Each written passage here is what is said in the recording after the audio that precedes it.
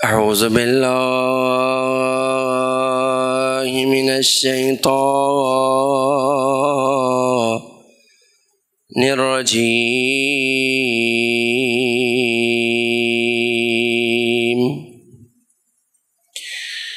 بسم الله الرحمن الرحيم. الحمد لله رب العالمين. الحمد لله كما هو أهله، والصلاة والسلام على سيد المرسلين وخاتم النبيين أبي القاسم محمد صلى على محمد وعلى أهل بيته الطيبين الطاهرين المعصومين، ولعنة الله على أعدائهم أجمعين۔ اپنے اپنے اعمال کی قبولیت کے لیے،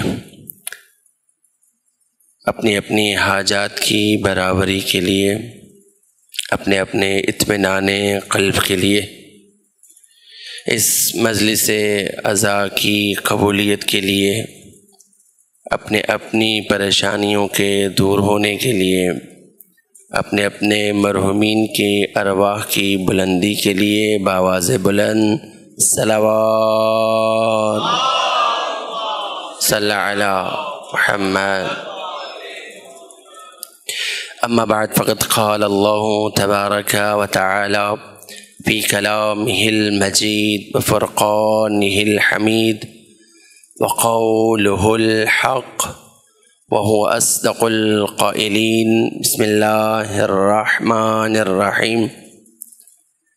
فطرة الله التي فطر الناس عليها لا تبديل لخلق الله صلوات الله صلی علی محمد۔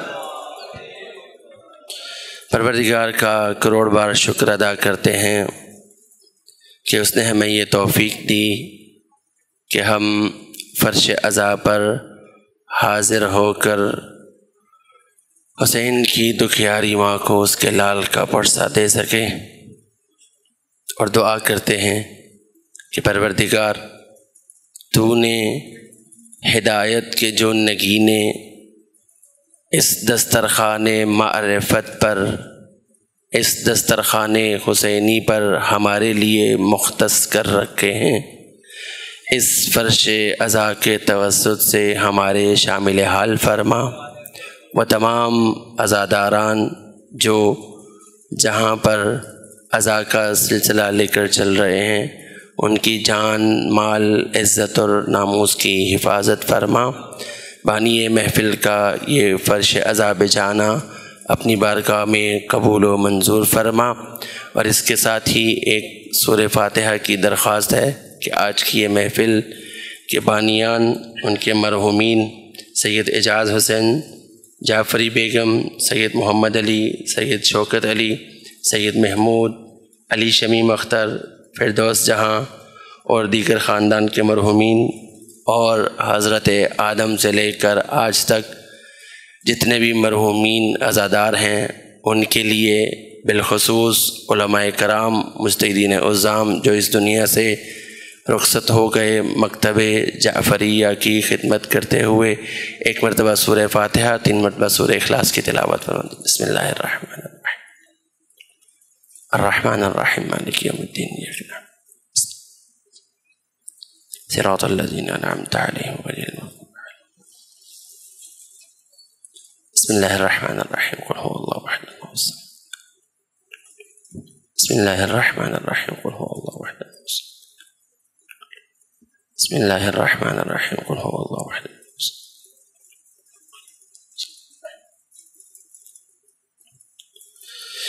عموماً میری عادت نہیں ہے مجلس میں کسی سے یہ کہوں کہ نعرہ لگائے، وہاں سے اٹھے یہاں آ جائے، یہاں نہ بیٹھے، لیکن دل یہ کرتا ہے، آداب مجلس میں سے یہ ہے کہ اگر کوئی باہر سے تشریف لائے تو ایسے نہ لگے کہ ہم لڑ کے بیٹھے ہوئے ہیں، ایسے لگے کہ ہم ایک جگہ پر دوست بیٹھے ہوئے ہیں، تو اس طرح یکجا ہو جائیں کہ لگے کہ تسبیح کے دانوں کی طرح یہ عزادار مل کر بیٹھے ہوئے ہیں۔ درود پڑھے محمد والے محمد پر۔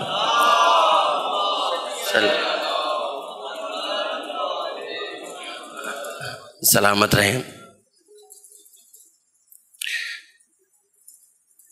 ایک دفعہ پھر درود پڑھے محمد والے محمد کی ذات پر۔ اللہ صلی اللہ علیہ۔ قبل اس کے کہ اپنے موضوع گفتگو کی طرف بڑھا جائے، جو لوگ مجھے سننے کے عادی ہیں جانتے ہیں کہ عموماً مجلس کی ابتدا کسی irrelevant آیت یا روایت سے کرتا ہوں کہ جس سے موضوع سے کوئی تعلق نہیں، لیکن البتہ اس کے اندر ایک پیغام بالآخر پوشیدہ ہوتا ہے، ضرورت نہ پڑتی، لیکن آج ہمارے ہی ممبر سے اسی طرح اسی ابا کبا کے ساتھ اسی حلیے میں کچھ لوگ آ گئے ہیں جو اس موضوع پر گفتگو کرتے ہیں کہ فرش عزا پہ آنے کا کوئی مقصد نہیں ہے۔ وہ کہتے ہیں ان کے نزدیک یہ فرش عزا سنتی ہے، تم آؤ، آ کر بیٹھو، حسین کا گریہ کرو، اٹھ کے چلے جاؤ، بس اس سے علاوہ کوئی مقصد نہیں ہے۔ بس اسی چیز کو اسی مد نظر رکھتے ہوئے اسی تناظر میں مولا کی یہ روایت آپ کی سماعتوں کو ہدیہ کر کے اپنے موضوع کی طرف انشاءاللہ قدم بڑھائیں گے۔ روایت کے الفاظ یہ ہیں کہ اذا کان یوم القیامہ، جب روز محشر کا دن ہوگا تو اہل محشر میں موجود ہر آنکھ رو رہی ہوگی، ہر دل مغموم ہوگا، ہر شخص اپنے نامہ اعمال کو ہاتھ میں لیے ہوئے پریشان ہوگا، اور اس دن کی ہولناکی کے بارے میں قرآن نے کہا یوم یفر المرء من اخیہ و امہ و ابیہ، اس دن کوئی کسی کو پہچانے کا نہیں، حتیٰ وہ ماں جو ہم سے اتنی محبت کرتی ہے کہ اگر کوئی چھوٹا سا زخم لگ جائے تو ماں 70 دفعہ بلائیں لیتی ہے، وہ ماں جو دنیا میں 70 دفعہ بلائیں لیتی ہے وہ بھی روز محشر انسان کو پہچانے گی۔ سگا بھائی انسان کو پہچاننے سے انکار کر دے گا۔ آج ہم جن دوستوں کے ساتھ گھومتے پھرتے ہیں یہ دوست تو اہل محشر میں ہوں گے، لیکن ان کا کوئی نام و نشان نظر نہیں آئے گا۔ ہر شخص اس لیے منہ چھپائے گا کہ کہیں کوئی مجھ سے میری نیکی نہ مانگ لے۔ اس دن کے بارے میں مولا فرماتے ہیں کہ جس دن ہر آنکھ پرنم ہوگی، ہر دل مغموم ہوگا، ہر شخص اپنے نامہ اعمال کو لے کر پریشان ہوگی، صرف ایک آنکھ ایسی ہوگی جو پرنم نہیں ہوگی، ایک دل ایسا ہوگا جس میں کوئی غم نہیں ہوگا، ایک عزادار ایسا ہوگا جو اپنے نامہ اعمال کو اپنے دائیں ہاتھ میں لے کر اس قدر مسرت محسوس کر رہا ہوگا کہ اسے محشر کی ہولناکی کا کوئی عالم ہی پتہ نہیں ہوگا، کہ وہ آنکھ جو پرنم نہیں ہوگی، وہ دل جو مغموم نہیں ہوگا، وہ دل ہوگا جو فرش عزا پر بیٹھ کر حسین کی بارگاہ میں اشک بہائے گا، جس کے دل میں سوائے غم حسین کے کوئی غم نہیں ہوگا۔ اللہ اکبر، یا رسول اللہ، سلامت رہیں۔ لیکن ہم تو بات کر رہے تھے مقصد کے بارے میں کہ فرش عزا کا مقصد ہے بالآخر، تو اس سے تو مقصد نہیں پتہ چل رہا، اس سے تو مقام عزادار پتہ چل رہا ہے۔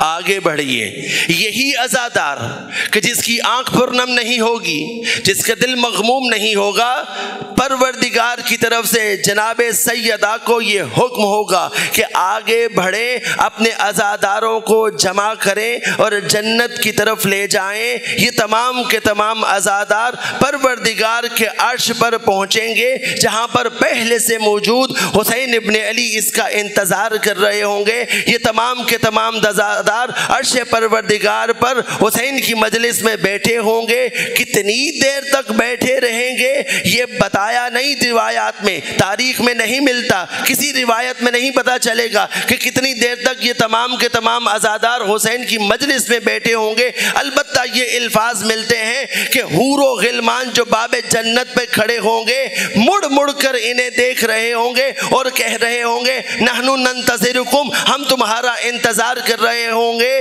لیکن یہ جو آوازیں ان عزاداروں کے کانوں سے ٹکرائیں گی، لیکن یہ عزادار مڑ کے حوروں کو نہیں دیکھیں گے، غلمان کو نہیں دیکھیں گے، بلکہ حسین کی مجلس میں بیٹھے ہوئے ہوں گے۔ ایسے لگ رہا ہوگا جیسے ان کے کانوں سے کوئی آواز ٹکرا نہیں رہی۔ کیوں؟ اس لیے کہ عزادار نہیں چاہتا کہ حسین کی مجلس چھوڑ کے جنت میں چلا جائے۔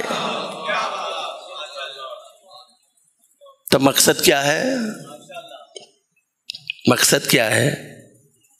یہ جنت سستے میں مل جائے گی کہ یا میں روؤں، اٹھ کے چلا جاؤں اور ویسی ہی زندگی بسر کروں جیسی فرش عزا پہ آنے سے پہلے تھی، تو پھر اس رونے کا کوئی فائدہ؟ وہ حسین کا گریہ اگر تجھے بدل نہیں سکا، سخت جملہ ہے لیکن پوری ذمہ داری کے ساتھ ادا کر رہا ہوں، اگر حسین کے اوپر گریہ تمہیں بدل نہیں سکا، اگر حسین کا گریہ تمہیں گناہوں سے بچا نہیں سکا، اگر حسین کا گریہ تمہاری آنکھوں کو آلودہ ہونے سے نہیں بچا سکا، تو پھر یاد رکھو تمہارا رونا حرملا کا رونا ایک برابر ہے۔ وہ بھی تو حسین پر گریہ کر رہا تھا۔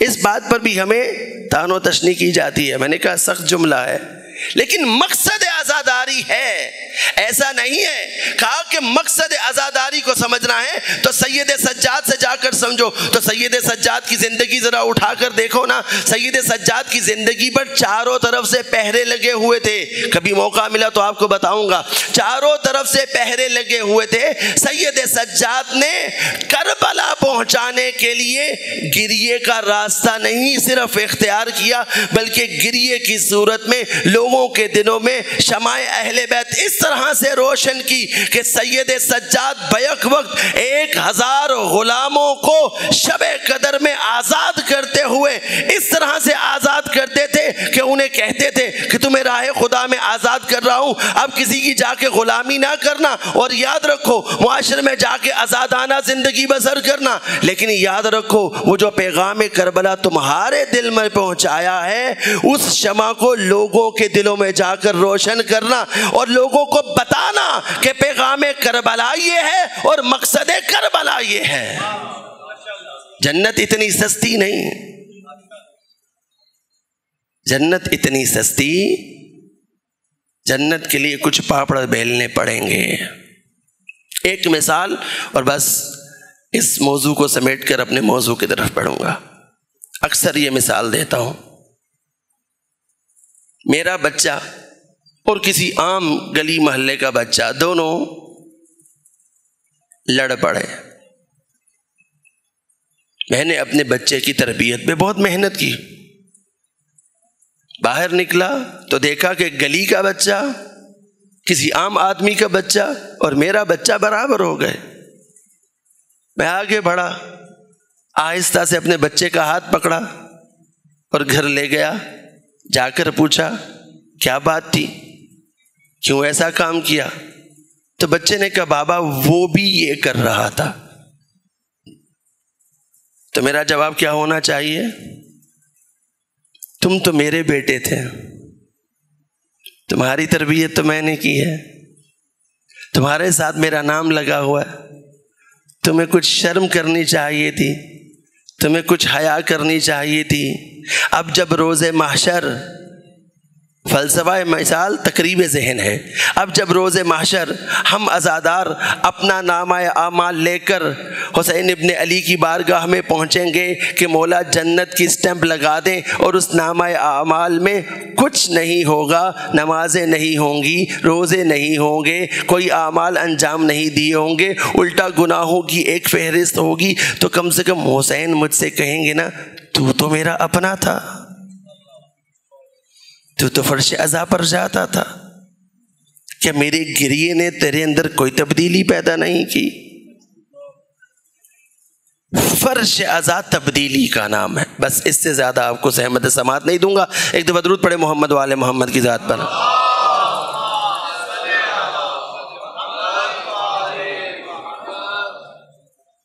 جس آیہ مجیدہ کو آپ کی سماعتوں کو ہدیہ کیا ہے کہ پروردگار قرآن میں ارشاد فرماتا ہے فطرت اللہ التی فطر الناس علیہا لا تبدیل لخلق اللہ. ایک اللہ کی فطرت ہے التی فطر الناس علیہا، کہ جس پہ اس نے تمام لوگوں کو خلق کیا ہے. لا تبدیل لخلق اللہ، یہ پروردگار کی فطرت لوگوں میں بدلنے والی نہیں ہے. ولیکن اکثر الناس لا یعقلون، لیکن بہت سارے لوگوں کو سمجھ میں نہیں آتی. خوب، فطرت کیا ہے؟ فطرت کا معنی کیا ہے؟ آپ اس آیہ مجیدہ کو اٹھا کر دیکھیں. جب اس کا ترجمہ آپ دیکھیں گے تو فطرت کا ترجمہ بعینہ ہی فطرت کیا جائے گا. تو سوال ہے فطرت کا معنی اور مفہوم کیا ہے؟ نمبر 1، ان 3 دنوں میں جو عرائض آپ کی خدمت میں پیش کی جائیں گی سوالات کی صورت میں آپ تک پہنچاؤں تاکہ آپ کو پتہ چلے کہ ہمارا موضوع کیا ہے، کن سوالات کے جوابات ہمیں ملیں گے اور اس کا فائدہ ہمیں کیا ہوگا. فطرت کا معنی کیا ہے؟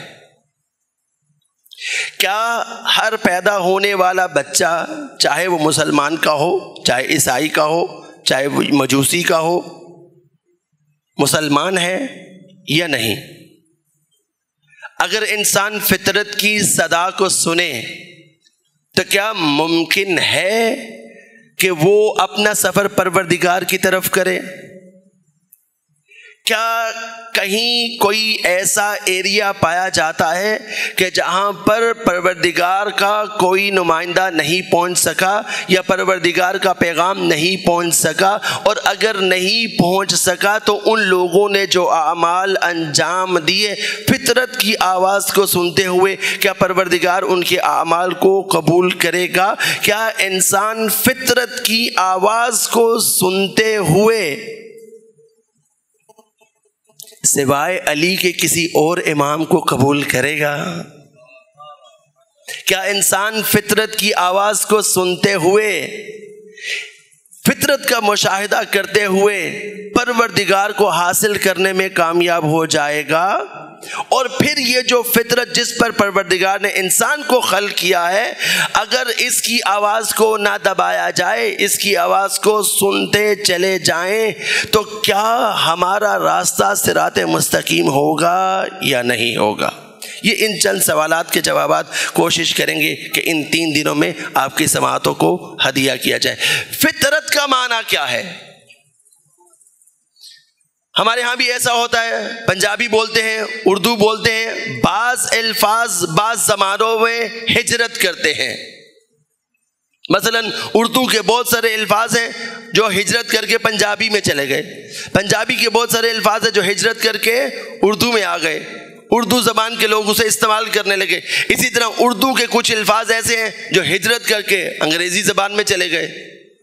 آپ پریشان ہو گئے، آپ کہیں گے قبلہ اردو کا کوئی لفظ تو ایسا نہیں ہے جس نے ہجرت کی ہو انگریزی زبان میں چلا گیا ہو۔ ہاں ایسا ضرور ہے کہ اردو بولنے والے زبردستی انگلش کو ہجرت کرنے پہ مجبور کرتے ہیں، لیکن ہاں کچھ الفاظ ایسے ہیں جنہوں نے انگریزی زبان سے اردو زبان سے انگریزی زبان میں ہجرت کی۔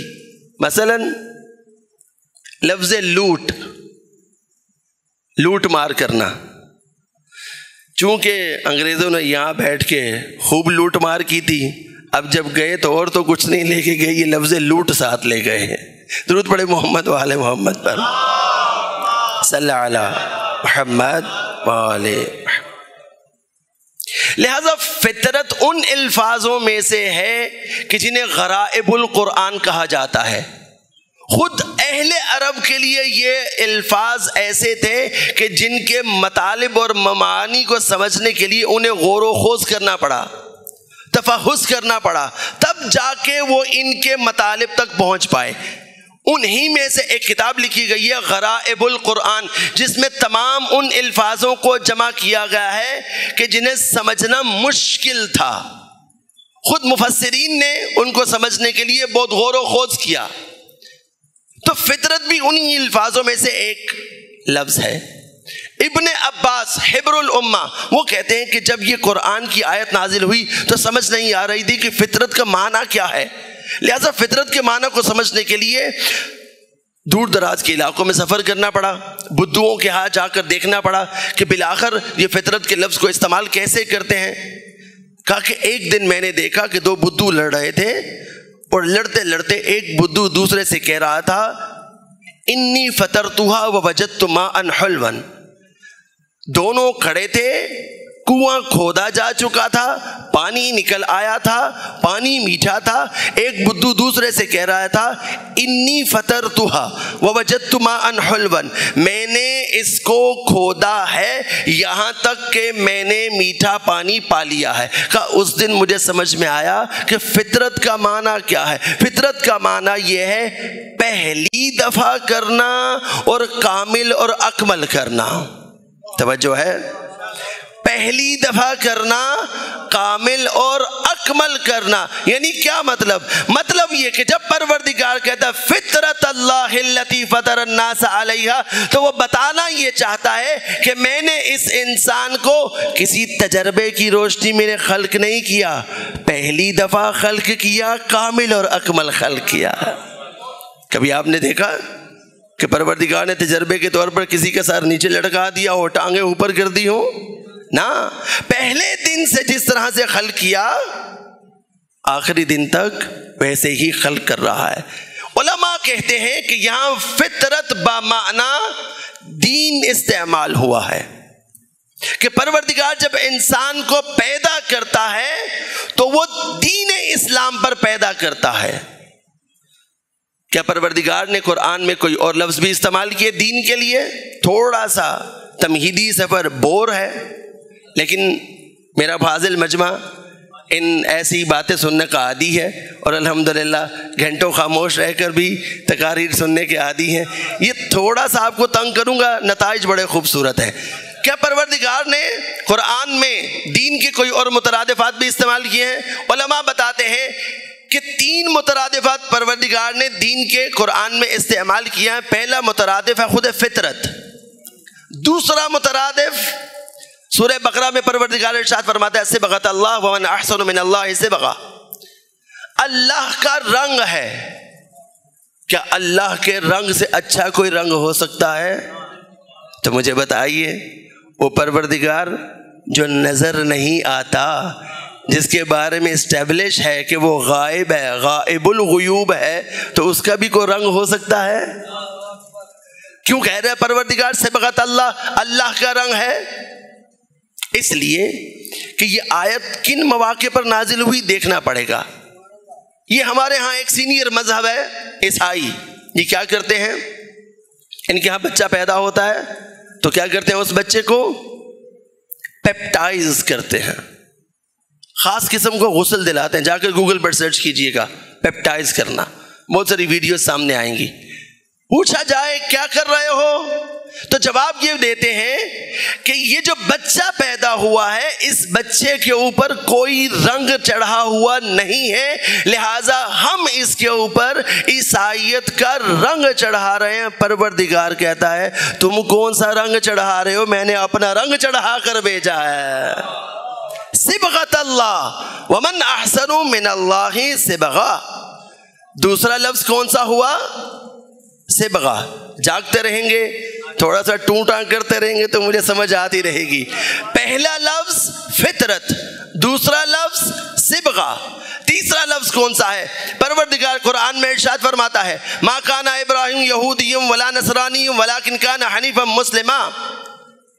کہا کہ نہ ابراہیم یہودی ہیں نہ عیسائی ہیں، ولیکن کان حنیفا مسلما، بلکہ ابراہیم حنیف مسلمان ہیں.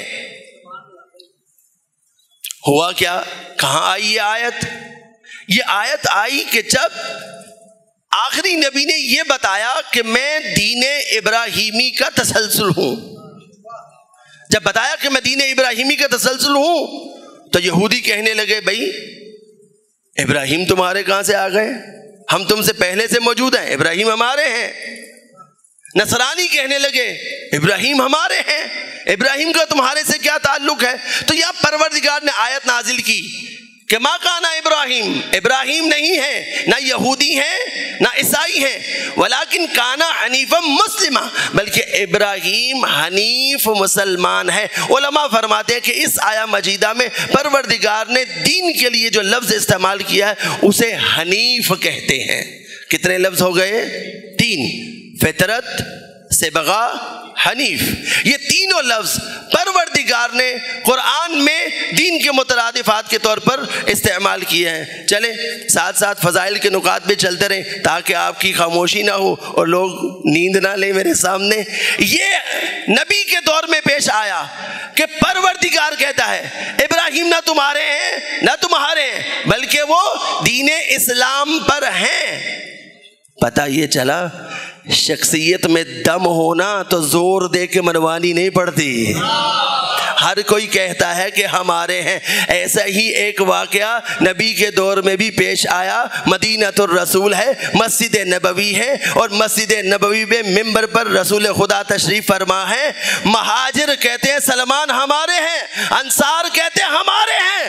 اللہ کا نبی کہتا ہے نہ تمہارے ہیں نہ تمہارے ہیں، یہ تو منا اہل البیت ہیں. یہ تو منا اہل البیت ہیں. اب دیکھتے ہیں کہ یہ قرآن ہے اور یہ قرآن کا معجزہ ہے کہ جو لفظ پروردگار نے قرآن میں اتارے ایسا نہیں تھا کہ یہ لفظ پہلے عربوں کے ہاں استعمال نہیں ہوئے، استعمال ہوتے تھے. انہی الفاظ کو چن کے پروردگار نے قرآن کی آیات بنا کر نازل کر دیا. سوائے اسلوب کے، اسلوب یہ نہیں تھا، ان کے ہاں اسلوب مختلف تھا. اسلوب جو پروردگار نے جو وے یوز کیا قرآن کے اندر، یہ اسلوب پہلے یوز نہیں ہوتا تھا، یہ پہلے استعمال نہیں ہوتا تھا. مثال کے طور پر الف لام را، الف لام میم، یہ حروف مقطعات پہلے استعمال. جیسے ہی نبی نے بولا الف لام را تو لوگ متوجہ ہوئے یہ کیا باتیں کر رہا ہے. تھے تو حروف تہجی الف لام را، لیکن اسلوب یہ پہلے موجود نہیں تھا. بڑی سادگی سے عرض کرنے لگا ہوں کہ اگر وہ پروردگار انسانوں کے اندر رائج الفاظ چن لے تو وہ الفاظ اس کے ہو جاتے ہیں. ہمارے الفاظوں کی کوئی اوقات نہیں رہتی، یہ تو الفاظ ہیں. لیکن اگر وہ پروردگار ان اللہ اصطفیٰ کہہ کے کردار چن لے، نہ وہ ہم جیسے نہ ہم ان جیسے ہیں. یہ 3 لفظ پروردگار نے کس لیے استعمال کیے؟ دین کے مترادف کے طور پر. تو اب فیصلہ کیا ہوا؟ امام محمد باقر علیہ السلام نے صلی علی محمد ان تینوں لفظوں کو ایک حدیث میں استعمال کیا. فرمایا الفطرہ والصبغہ والدین الحنیف والتعریف فی المثال. کا صبغہ، فطرہ اور دین حنیف، ان تینوں کا استعمال پروردگار نے اس دن کیا جس دن تم سے وعدہ لیا تھا. وَإِذْ أَخَذَ رَبُّكَ مِن بَنِي آدَمَ مِن ظُهُورِهِمْ ذُرِّيَّتَهُمْ وَأَشْهَدَهُمْ عَلَىٰ أَنفُسِهِمْ أَلَسْتُ بِرَبِّكُمْ قالوا بلا شہدنا ان تقولوا یوم القیامت انا کنا عن ھذا غافلین. کہ اس دن کو یاد کرو جس دن ہم نے تمہیں پیدا کیا اور تم سے یہ وعدہ لیا کہ کیا ہم تمہارے رب نہیں ہیں. تم سب نے مل کر کہا تھا کہ ہاں پروردگار تو ہی ہمارا رب ہے. امام فرماتے ہیں کہ اسی دن پروردگار نے تمام کی تمام ارواح کو، توجہ کیجئے گا، تمام کی تمام ارواح کو فطرت پر خلق کر کے اپنا رنگ چڑھا کر دین حنیف دے کر بیچ دیا. توجہ ہے آپ کی؟ بس اسی دن پروردگار نے ان تینوں کا استعمال کیا، اور اسی کی تائید خود رسول خدا نے کر دی کہ کل مولود یولد علی فطرہ، کہ ہر پیدا ہونے والا بچہ فطرت اسلام پر پیدا ہوتا ہے. تو مطلب کیا ہوا؟ اگر انسان فطرت پر پیدا ہو رہا ہے تو یہ دین لے کر آ رہا ہے. اگر انسان حنیف پیدا ہو رہا ہے تو یہ دین لے کر آ رہا ہے. اگر صبغہ پر پیدا ہوا ہے تو یہ دین لے کر آ رہا ہے. تو اس کا مطلب یہ ہوا کہ ہر پیدا ہونے والا بچہ فطرت اسلام پر پیدا ہو رہا ہے. اب چاہے یہودی کا بچہ ہے، چاہے مجوسی کا بچہ ہے، چاہے عیسائی کا بچہ ہے، چاہے مشرک کا بچہ ہے، چاہے مسلمان کا بچہ ہے، یہ تمام کے تمام فطرت اسلام پر پیدا ہو رہے ہیں. اس لیے یہ تمام کے تمام مسلمان ہیں. بعض لوگ حیرانگی سے مجھے دیکھ رہے ہیں کہ عیسائی کا بچہ کیسے مسلمان ہو گیا، مجوسی کا بچہ کیسے مسلمان ہو گیا، مشرک کا بچہ کیسے مسلمان ہو گیا. آپ کی پریشانی جو لاحق ہو رہی ہے بالکل ٹھیک ہے. آئیے بتاتے ہیں کہ یہ کیسے مشرک نہیں ہے، کیسے مجوسی نہیں ہے، کیسے عیسائی نہیں ہے. خود پروردگار نے کہہ دیا قرآن میں، خود رسول خدا نے کہہ دیا کل مولود یولد علی فطرت الاسلام، کہ ہر پیدا ہونے والا بچہ فطرت اسلام پر پیدا ہوتا ہے. خود آیت اللہ مطہری اپنی کتاب فطرت در قرآن میں ارشاد فرماتے ہیں کہ ہر پیدا ہونے والا بچہ موحد ہوتا ہے، اللہ پر ایمان رکھنے والا ہوتا ہے. سوال یہ پیدا ہوتا ہے کہ بچہ کب مجوسی بنتا ہے، کب عیسائی بنتا ہے؟ بچہ اس دن مجوسی بنتا ہے، اس دن عیسائی بنتا ہے جب اس کے ماں باپ کیا کریں؟ یحودانہ و ینصرانہ، اس کو عیسائی بنائیں، اس کو مجوسی بنائیں، اس کو یہودی بنائیں. جس دن وہ اپنی تبلیغات اس کے دماغ میں فٹ کرنا شروع کرتے ہیں، اس دن یہ بچہ دین اسلام سے پھر جاتا ہے. آگے بڑھیے گا، شہید مرتضیٰ مطہری فرماتے ہیں کہ یہ پیدا ہونے والا بچہ اگر دائرہ اسلام میں آنا چاہتا ہے تو تب اسے کلمہ پڑھنا پڑے گا. لیکن سوال ہے کس عمر میں جا کر؟ اسلام لانے کا تعلق عمر سے نہیں ہے، اسلام لانے کا تعلق عمر سے نہیں ہے. یہ فرماتے ہیں کہ اس دن اسے کلمہ پڑھنے کی ضرورت پڑے گی جب یہ شعور کی بلندیوں پر پہنچ جائے، اور شعور کی بلندیوں پر پہنچنے کے بعد حقیقت پروردگار کا انکار کر دے.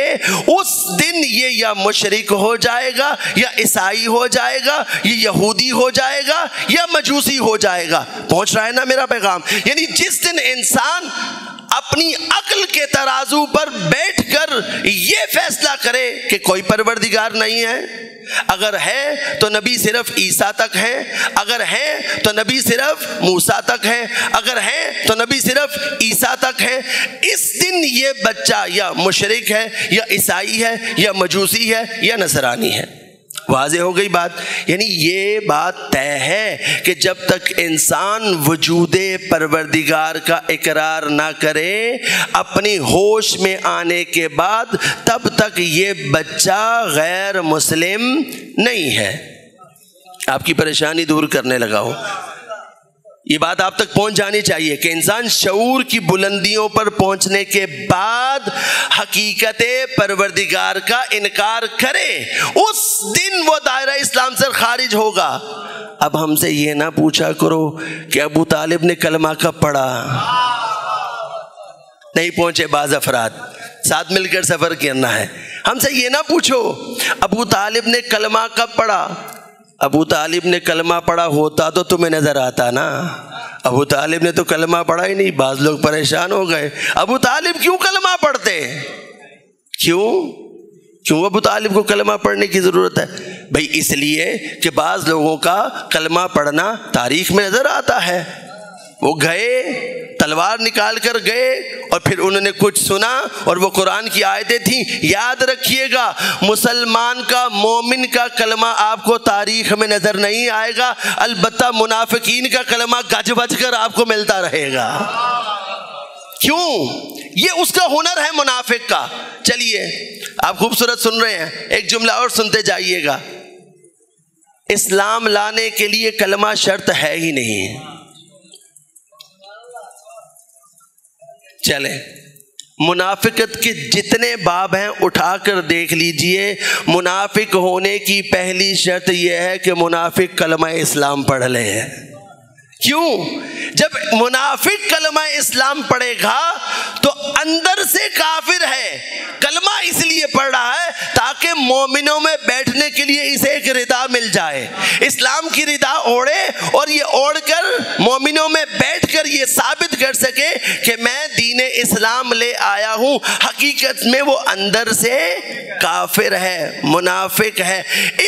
جس کا کلمہ اسلام آپ کو تاریخ میں مل رہا ہے، یہ اس کے مومن ہونے کی دلیل تو بعد میں ہے۔ پہلی دلیل یہ بنتی ہے کہ اس سے پہلے بتوں کی پوجا کیا کرتا تھا، اس سے پہلے یہ کافر تھا، بعد میں ایمان لایا۔ ابو طالب کیوں کلمہ پڑھتا؟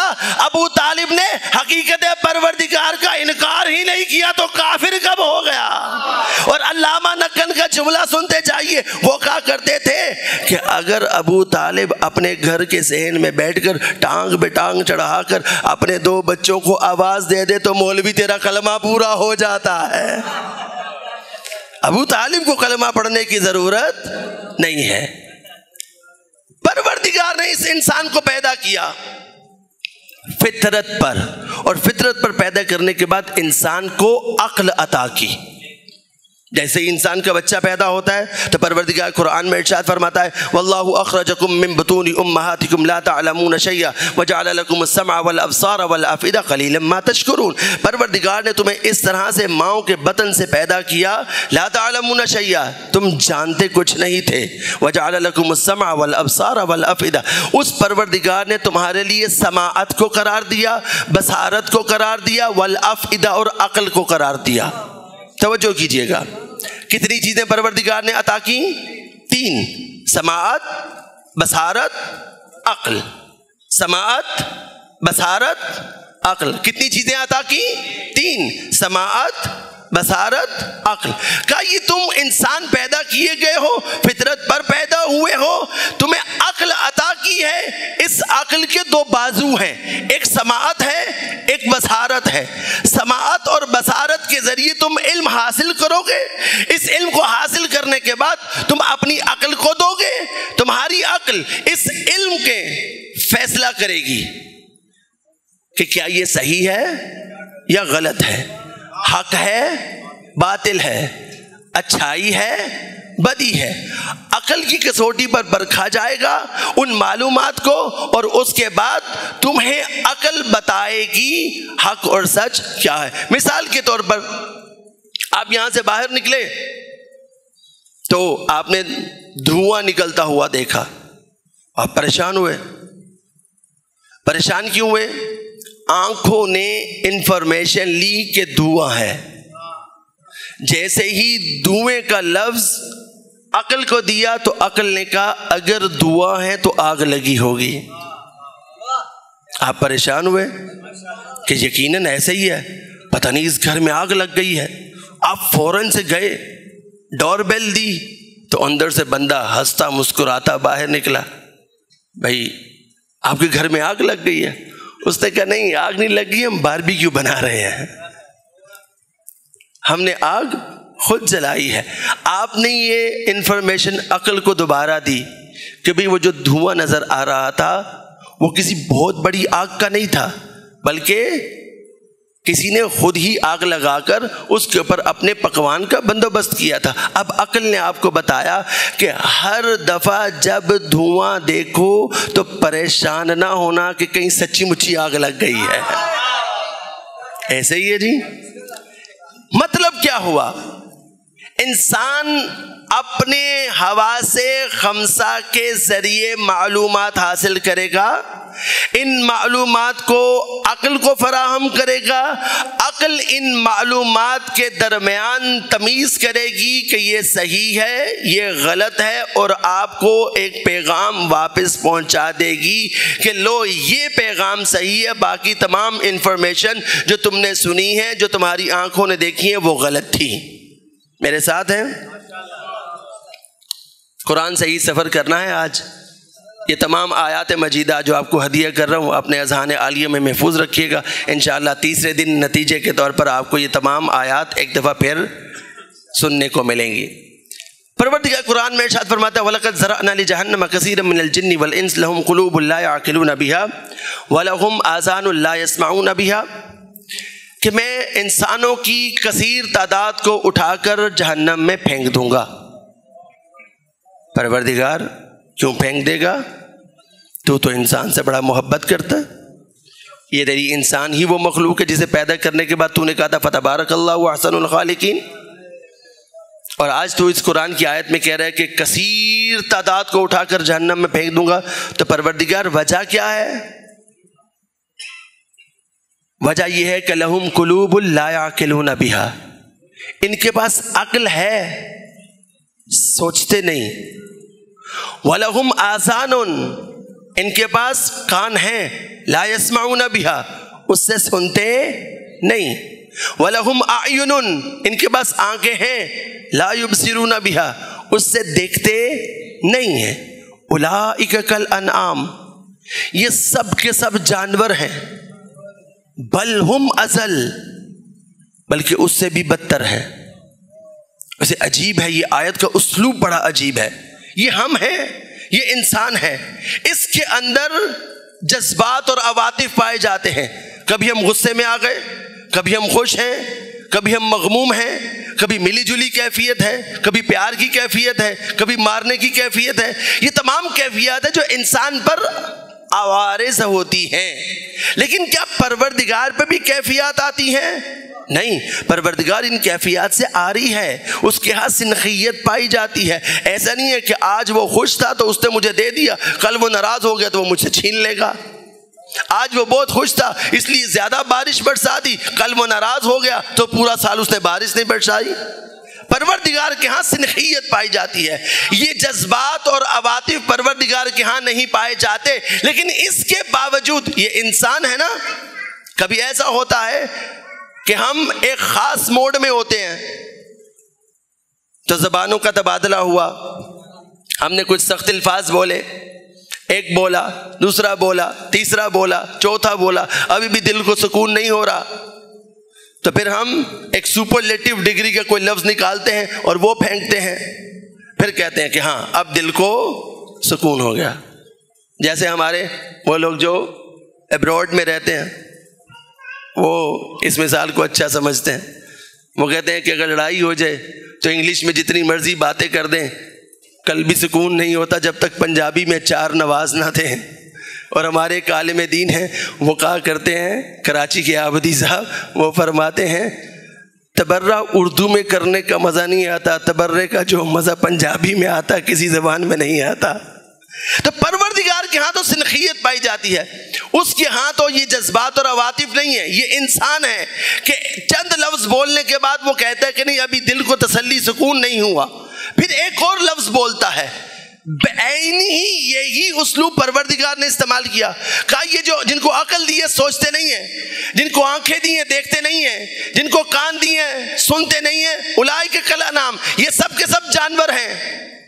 بات مکمل ہو گئی، ختم ہو جانی چاہیے تھی، لیکن پروردگار کہتا ہے بل ہم اضل، جانور نہیں ہیں، جانوروں سے بھی بدتر ہیں۔ اس کا مطلب یہ ہوا ہدایت کا بڑا گہرا تعلق ہے انسان کی عقل، سماعت اور بصارت کے ساتھ۔ اگر ہدایت کے اس تعلق کو انسان استوار نہ کر سکے تو پروردگار ایسے انسان کو کہتے ہیں تو جانور نہیں، جانور سے بھی گرا ہوا ہے۔ توجہ ہے؟ ذرا تاریخ اٹھا کر دیکھیے۔ میں کبھی حیران ہوتا تھا جب بطور سامع آپ کی طرح بیٹھ کر مجلس سنتا تھا تو میں کہتا تھا کہ پروردگار نے اپنے حبیب سے کہہ دیا وَإِن لَّمْ تَفْعَلْ فَمَا بَلَّغْتَ رِسَالَتَهُ، اگر تو نے یہ کام نہ کیا تو رسالت کا کوئی کام انجام نہ دیا۔ تو رسول خدا مسجد نبوی میں چٹائی پر بیٹھ کر اعلان کر دیتے من کنت مولاہ فہذا علی مولا، پر رسول خدا نے ایسا کیوں نہیں کیا؟ اس کے لیے اسپیشلی میدان غدیر کو سجایا گیا۔ میدان غدیر کو سجانے کے بعد پلانوں کا ممبر بنایا گیا۔ پلانوں کا ممبر بنانے کے بعد رسول خدا اس کے اوپر چڑھ گئے۔ چڑھنے کے بعد علی کو بلا لیا، اپنا دایاں ہاتھ علی کے بائیں کندھے پر رکھ دیا۔ کندھے پر رکھنے کے بعد اللہ کے رسول نے، ذہن میں رکھیے گا، سماعت، بصارت اور عقل ہے، عقل کی کسوٹی پر سماعت سے سہارا لینا ہے، بصارت سے سہارا لینا ہے اور پیغام ہدایت کو قبول کرنا ہے۔ یہاں پر اللہ کا رسول میدان خم غدیر میں پلانوں کے ممبر کے اوپر چڑھ گیا اور چڑھنے کے بعد خطبہ دیا، اور خطبہ دینے کے بعد ہاتھ اٹھا کر نہیں دکھایا، پورا کا پورا علی اٹھا کر دکھایا، دکھا کر کہہ رہے تھے من کنت مولا فہذا علی مولا، سن بھی لو، آنکھوں سے دیکھ بھی لو۔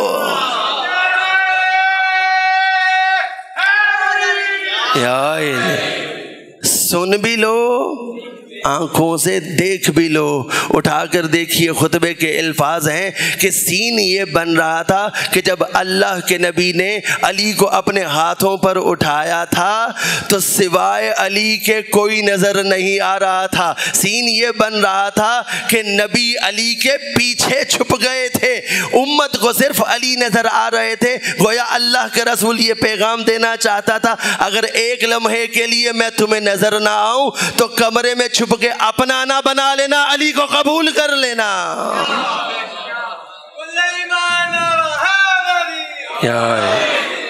سلامت رہیں۔ وقت دامن میں گنجائش بالکل نہیں بچی، لیکن میں ایک سرٹن سٹیج پر پہنچانا چاہ رہا تھا کہ پروردگار نے اس انسان کو، یہ طے ہو گیا آج کی مجلس کا خلاصہ کہ ہر پیدا ہونے والا بچہ فطرت اسلام پر پیدا ہوتا ہے، اور ہر پیدا ہونے والے بچے کو پروردگار عقل عطا کرتا ہے، سماعت عطا کرتا ہے، بصارت عطا کرتا ہے، تاکہ ان تینوں کے ذریعے انسان اپنا سفر ہدایت جاری رکھ سکے۔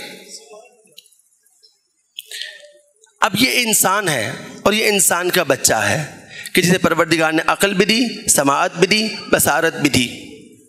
بس میں اپنے موضوع پر آ گیا۔ 6 ماہ کا بچہ جو ابھی باپ کو باپ نہیں کہہ سکتا، ماں کو ماں نہیں پکار سکتا، اسے صرف یہ پتا ہے کہ مجھے خوراک دینے والی یہ خاتون ہے جو جب بھی میرے سامنے آتی ہے تو مسکراتے ہوئے اس کے دانت نکلتے ہیں، اس کی آنکھیں مجھ سے بات کرتی ہیں، اس کا لمس مجھ سے بات کرتا ہے۔ بہن بھائیوں سے بچہ جھولے میں مانوس ہوتا ہے، کس کے ذریعے؟ سماعت کے ذریعے، بصارت کے ذریعے۔ ان دونوں کے ذریعے یہ بچہ اپنے بہن بھائیوں سے، اپنے ماں باپ سے مانوس ہو رہا ہے۔ ابھی یہ بچہ کسی مدرسے میں نہیں گیا، ابھی یہ بچہ کسی اسکول میں نہیں گیا، ابھی اسے کسی نے یہ نہیں سکھایا کہ ہر فعل کا فاعل ہوتا ہے، ہر معلول کی ایک علت ہوتی ہے، ہر ایکشن کا ری-ایکشن ہوتا ہے۔ تب تک کوئی کام انجام نہیں پا سکتا جب تک کہ اس کا کوئی انجام دینے والا موجود نہ ہو۔ یہ 6 ماہ کا بچہ آپ کمرے میں لٹا دیں اور کمرے میں لٹانے کے بعد خود کمرے سے غائب ہو جائے، اور غائب ہونے کے بعد آپ ایک آواز نکالیں، آپ دیکھیے گا کہ بچے کا ری ایکشن کیا ہوتا ہے۔ کیا کرتا ہے بچہ؟ کبھی دائیں دیکھتا ہے، کبھی بائیں دیکھتا ہے، کبھی اوپر دیکھتا ہے، کبھی نیچے دیکھتا ہے۔ اب چونکہ وہ تھوڑی تھوڑی کرالنگ بھی کر لیتا ہے تو وہ تھوڑا سا مڑ کے دیکھنے لگتا ہے کہ یہ آواز کہاں سے آئی۔ انصاف سے بتائیے گا، اس بچے کو کسی نے سکھایا ہے کہ آواز تب نہیں آتی جب تک کوئی نکالنے والا نہ ہو؟ اس بچے کو کسی نے سکھایا؟ اس بچے کو اس قاعدے کا نہیں پتا کہ ہر فعل کا ایک فاعل ہوتا ہے۔ ایک چھوٹا سا بچہ جس کی فطرت کی آواز کو بند نہیں کیا گیا، یہ اپنی فطرت کے قانون پر رہتے ہوئے، عقل، سماعت اور بصارت پر سہارا لیتے ہوئے، آواز نکالنے والے کی طرف متوجہ ہوتے ہوئے آپ کو اور مجھے یہ بتاتا ہے کہ جب تک کوئی آواز نہیں نکل سکتی تب تک کہ کوئی نکالنے والا نہ ہو۔ تو پھر فطرت کے قانون کے مطابق یہ سمجھنا کتنا آسان ہو گیا کہ یہ اتنی بڑی کائنات خود بخود کیسے وجود میں آ سکتی ہے؟ جب تک اس کا کوئی بنانے والا نہیں ہوگا یہ کیسے وجود میں آ سکتی ہے؟ یہ فطرت کی آواز ہے کہ اگر انسان فطرت کی آواز کو ڈائریکٹ سنتا رہے تو ممکن نہیں ہے کہ یہ انسان حقیقت پروردگار کا انکار کر سکے۔ اگر انسان فطرت کی آواز سنتا رہے تو یہ فطرت کی آواز ہے جو اسے کمال سے محبت سکھاتی ہے۔ یہ فطرت کی آواز ہے کہ انسان چھوٹی چیزوں کے اوپر کبھی راضی نہیں ہوتا، وہ ہمیشہ کمال کی طرف محبت کرتا ہے، وہ ہمیشہ کمال کی طرف سفر کرتا ہے۔ چونکہ پروردگار کو پتا تھا کہ میں نے اس انسان کو فطرت پر خلق کیا ہے، تو پروردگار نے اپنے اور انسان کے درمیان رابطے کے لیے کچھ ایسی مخلوقات کو خلق کیا، ان کا کردار ایسا بنایا کہ ان کے کردار کو دیکھتے ہوئے انسان فطرت کی آواز سنتے ہوئے اپنے آپ ان کی طرف سفر کرنا شروع کرتا ہے۔ کیوں؟ کیونکہ ان ہستیوں میں کوئی عیب نظر نہیں آتا، کیونکہ یہ ہستیاں خدا کے قریب نظر آتی ہیں، کیونکہ یہ ہستیاں اپنے تک سفر نہیں کراتی بلکہ انسان کو اپنے پاس سے پروردگار کی طرف سفر کرواتی ہیں۔ انشاءاللہ یہیں سے ہم کل گفتگو کا آغاز کریں گے کہ کیوں اور کیسے انسان اگر اس حدیث کو نہ مانے کہ پروردگار کے حبیب نے جاتے ہوئے 12 خلفاء منتخب کیے تھے اور دے دیے تھے، ایک لمحے کو تصور کریں کہ یہ حدیث موجود نہیں ہے، خلیفہ اثنا عشرہ کی حدیث موجود نہیں ہے، ایک لمحے کو یہ تصور کر لیا کہ یہ حدیث موجود نہیں ہے، کیا انسان اگر فطرت کی آواز سنے، اس پر عمل کرے، تو کیا ممکن ہے کہ وہ اپنے ہادی اور رہنما یہ 12 ہی منتخب کرے؟ کل انشاءاللہ اس کے اوپر گفتگو کریں گے، اور ساتھ ہی ساتھ اس سے پہلے یہ جاننے کی کوشش کریں گے کہ کیسے انسان فطرت پر سفر کرتے ہوئے پروردگار کو درک کرتا ہے، اور پھر انشاءاللہ تیسرے دن انسان کی ساخت جو فطرت پر پروردگار نے بنائی ہے، اگر اس ساخت کے اوپر انسان غور کرے اور فطرت کی آواز کو نہ دبائے اور اس تک کوئی نبی امام نہ پہنچا ہو، تب بھی یہ انسان فطرت کی صدا کو سنتے ہوئے کسی معصیت کے قریب نہیں جا سکتا۔ بس عزادارو، یہ فطرت انسان ہے جو اسے امام فطرت کی طرف راغب کرتی ہے، یہ فطرت انسان ہے جو اسے یہ بتاتی ہے کہ یہ کعبہ یہ ایک بلڈنگ ہے جو اللہ کے نام پر بنی ہے، تو نے اس بلڈنگ کی طرف نہیں جانا بلکہ اس کے وارث کی طرف قدم بڑھانا ہے۔ یہ فطرت ہے انسان کی کہ انسان امام فطرت کے پیچھے چلنا پسند کرتا ہے۔ بس عزادارو، امت نے فطرت کے ان اماموں کے ساتھ اچھا سلوک نہیں کیا۔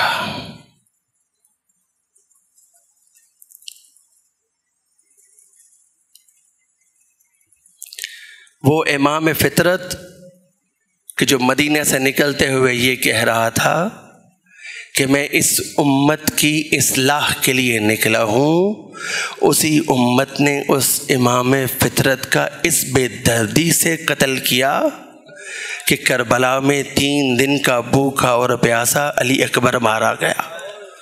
کربلا میں 3 دن کا بھوکا اور پیاسا قاسم مارا گیا۔ کربلا میں 3 دن کا بھوکا اور پیاسا علی اصغر نہر ہو گیا۔ کربلا میں 3 دن کا بھوکا اور پیاسا حسین ابن علی شہید کر دیا گیا، لیکن امت نے اس پر بھی صبر نہیں کیا اور رسول زادیوں کی رداؤں کو چھین لیا گیا اور بے ردا کوفہ اور شام کے بازاروں میں لے آئے۔ بس عزادارو مختصر کروں گا، ان بیویوں میں ایک بی بی وہ ہے کہ جس نے اپنے دونوں بچے حسین کے اوپر صدقہ کر دیے۔ کون ہے یہ بی بی؟ یہ حسین کی بہن شریکت الحسین زینب بنت علی ہے۔ کچھ بیویاں ایسی ہیں کہ جن کی کربلا میں کوئی اولاد نہیں بچی۔ سنو گے عزادارو، پہلی بی بی خود زینب علیہ ہے، 2 بچے تھے، دونوں کربلا میں مارے گئے۔ دوسری بی بی کون ہے؟ دوسری بی بی ام رباب ہے۔ پروردگار نے 2 پھول دیے تھے، ایک علی اصغر، ایک سکینہ ہے۔ علی اصغر کربلا میں مارا گیا، سکینہ شام کو فتح کر کے شام کے زندان میں سو گئی۔ سنو گے عزادارو، تیسری بی بی کون ہے؟ تیسری بی بی مسلم کی بیوہ ہے۔ 5 بچے ہیں، 2 بچے کربلا میں مارے گئے ہیں، 2 بچے مسلم کے ساتھ 1 سال بعد مارے گئے، لیکن مسلم سے جدا ہو گئے۔ مسلم کی ایک بیٹی ہے جو کربلا میں موجود ہے، اور با اختلاف روایت 2 بیٹیاں ہیں جو کربلا میں موجود ہیں۔ سنو گے عزادارو، یہ بیٹی مسلم کی کب ماری گئی؟ جو 2 بیٹیوں والی روایت ہے اس میں یہ بتایا جاتا ہے کہ مسلم کی ایک بیٹی کربلا میں تب ماری گئی جب لاشوں پر گھوڑے دوڑائے گئے۔ یہ ننھی بچی اس وقت گھوڑوں کی ٹاپوں میں آ کے شہید ہو گئی۔ جو ایک بیٹی والی روایت ہے وہ یہ بتاتے ہیں کہ یہ ایک بیٹی کب شہید ہوئی؟ جب یہ لٹا ہوا قافلہ دربار کوفہ میں پہنچا نا، تو کوفہ کے دروازے پر جب پہنچے تو زینب علیہ کو ایک سلام کی آواز آئی تھی، السلام علیک یا بنت رسول اللہ، اے رسول کی بیٹی آپ پر میرا سلام ہو۔ اس عالم غربت میں جب زینب نے دائیں بائیں دیکھا کوئی نظر نہ آیا تو مسلم کا لاشا جو باب کوفہ پر لٹک رہا تھا دوبارہ آواز آئی، السلام علیک یا بنت رسول اللہ، اے نبی زادی تیرا غلام مسلم تجھے سلام کر رہا ہے۔ جب مسلم کی لاش لٹکی ہوئی دیکھی نا، فوراً سید سجاد سے کہا، سید سجاد یہ مسلم کی لاش ہے، کہیں ایسا نہ ہو مسلم کی یتیمہ دیکھ لے۔ سید سجاد کچھ ایسا کر کہ مسلم کی یتیمہ اپنے باپ کا لاشا نہ دیکھ سکے۔ خبر اس کے کہ سید سجاد کچھ کرتے، مسلم کی بیٹی نے اپنے بابا کا لاشا دیکھا، وہیں پر چیخ ماری، مسلم کی بیٹی باب کوفہ پر شہید ہو گئی۔ اجرکم علی اللہ۔ عزادارو، یہ تینوں بیویاں وہ ہیں کہ جن کی اولادیں کربلا میں ختم ہو گئی، اب ان کی اولاد آگے نہیں چل سکی، لیکن زینب اپنے بچوں پہ نہیں روئی۔ زینب نے اپنے بچے حسین پر صدقہ کر دیے تھے۔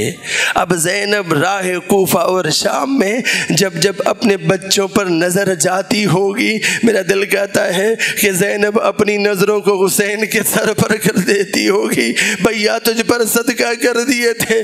زینب اپنے بچوں پر گریہ نہیں کرے گی۔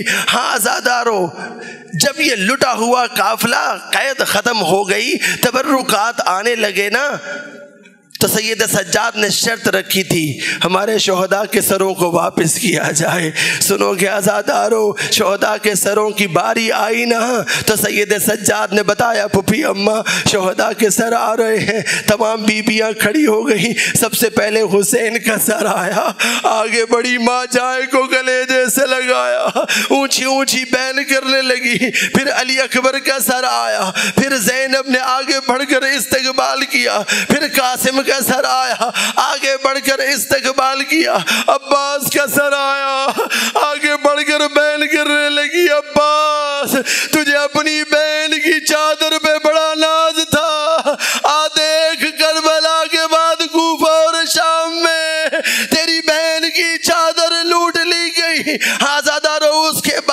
علی اصغر کا سر آیا، آگے بڑھ کر استقبال کیا۔ اب لانے والے نے دو چھوٹے چھوٹے سر آگے کیے، لیکن زینب نے آگے بڑھ کر استقبال نہیں کیا۔ لانے والے نے پوچھا یہ تو بتاؤ کیا ان کی ماں مر گئی ہے؟ رو کر کہنے لگی ان کی ماں نہیں مری، ان کی ماں زینب کبریٰ ہے، لیکن اپنے بھیا پر صدقہ کر دیے ہیں۔ علی کی بیٹی جو صدقہ کر دے پھر واپس نہیں لیتی۔ زینب نے اپنے بچوں پر رونا نہیں کیا، زینب نے گریہ نہیں کیا۔ یہ لٹا ہوا قافلہ کربلا میں آ گیا، ہر قبر پر بیٹھ کر زینب نے گریہ کیا، لیکن اپنے اون محمد پر گریہ نہیں کیا۔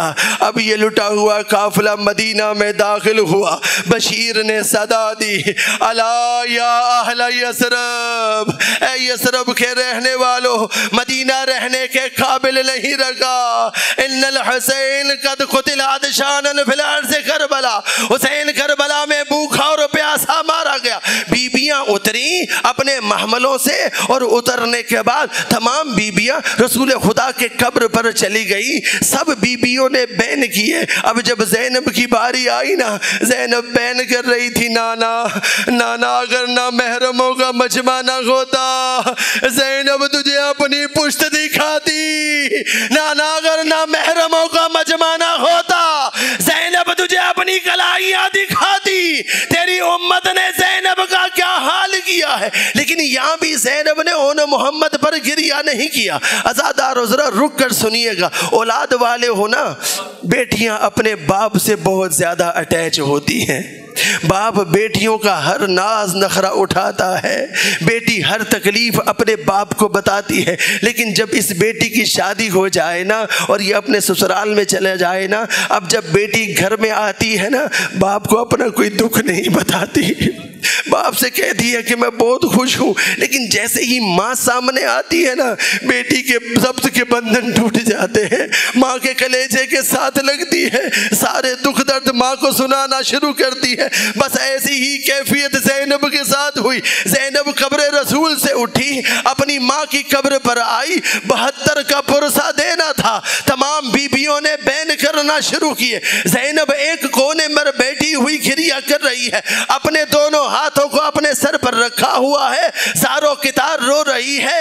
صبح سے شام ہو گئی، زینب اپنی ماں کی قبر پر نہیں آئی۔ بیبیاں اٹھی، زینب کے پاس گئیں، کہا زینب سال بعد ماں کی قبر پر آئی ہے، آ کے ماں کو اپنا حال سنا، ماں کو ساتھ گریہ کر لے، ماں کو اپنے دل کا حال سنا دے۔ زینب نے اٹھ کر بیبیوں سے کہا مجھے میری ماں کی قبر پر اکیلا چھوڑ دو، میں ماں سے کچھ اکیلے میں باتیں کرنا چاہتی ہوں۔ تمام بیبیاں باہر نکل گئی۔ اب زینب اپنی ماں کی قبر پر آئی، اپنا دایاں رخسا ماں کی قبر پر رکھا، زور زور سے روتی رہی۔ جب رو کر خاموش ہو گئی نا، اب اپنی ماں سے کہنے لگی اماں تجھے تیرے حسین کا پرسا، اماں تیرا حسین کربلا میں 3 دن کا بھوکا اور پیاسا مارا گیا، اماں تجھے تیری علی اکبر کا پرسا، کربلا میں تیری علی اکبر کے سنا لگ گئی، اماں تجھے تیرے علی اصغر کا پرسا، کربلا میں علی اصغر کو نہر کر دیا گیا، اماں تجھے تیرے قاسم کا پرسا، اماں کربلا میں قاسم کی لاش پامال ہو گئی، اماں تجھے تیری سکینہ کا پرسا، اماں سکینہ شام میں سو گئی۔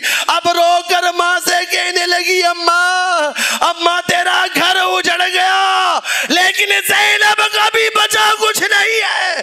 1 سال ہو گیا، کسی نے زینب کو ماں کہہ کر نہیں بلایا۔